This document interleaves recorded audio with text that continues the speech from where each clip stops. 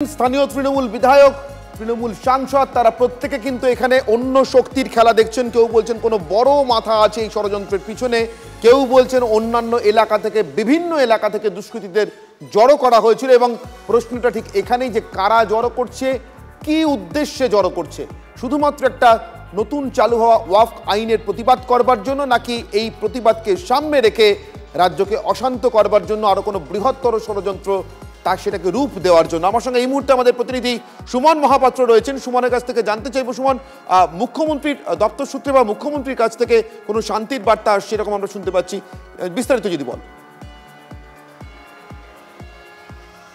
Anirban, minute 10 আগে মুখ্যমন্ত্রী x হ্যান্ডেলে পোস্ট করেছেন, সেখানে তিনি পরিষ্কারভাবে লিখছেন যে এই আইন কেন্দ্রীয় সরকার তৈরি করেছে, রাজ্যে এই আইন লাগু হবে না এবং যা উত্তর চাওয়ার কেন্দ্রীয় সরকারের কাছে চাইতে হবে।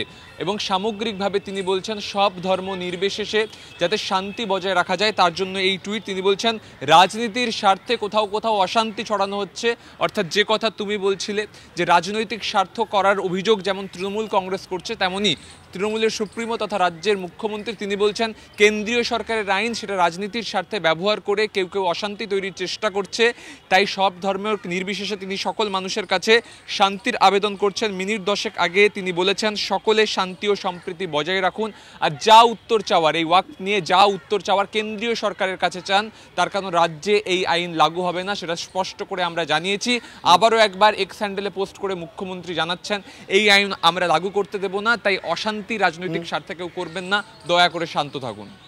অনেক ধন্যবাদ সুমন। আমরা কথা বলছিলাম আমাদের প্রতিনিধি সুমন মহাপাত্রের সঙ্গে। রাজ্যের মুখ্যমন্ত্রী মমতা বন্দ্যোপাধ্যায় আপনারা শুনছিলেন ডিজি এবং এডিজি আইন শৃঙ্খলার প্রেস কনফারেন্সের পর মাত্র কিছুক্ষণ আগেই মিনিট 10 আগে এক্স হ্যান্ডেলে একটি টুইট করেছেন এবং সেখানে তিনি লিখেছেন আবেদন জানিয়েছেন রাজ্যের শান্তি শৃঙ্খলা বজায় রাখার জন্য এবং যে নতুন আইন ওয়াকফ আইন সেটা কেন্দ্রীয় সরকার তৈরি করেছে, যদি তার প্রতিবাদ করতে হয়, জবাব চাইতে হয়, সেটা যেন কেন্দ্রের কাছে চাওয়া হয়, রাজ্যকে অশান্ত না করা হয় এবং শান্তিপূর্ণ উপায়ে বিক্ষোভ বা আন্দোলন করা হয়, এমনটাই মুখ্যমন্ত্রী আবেদন জানিয়েছেন সব ধর্মমত নির্বিশেষে।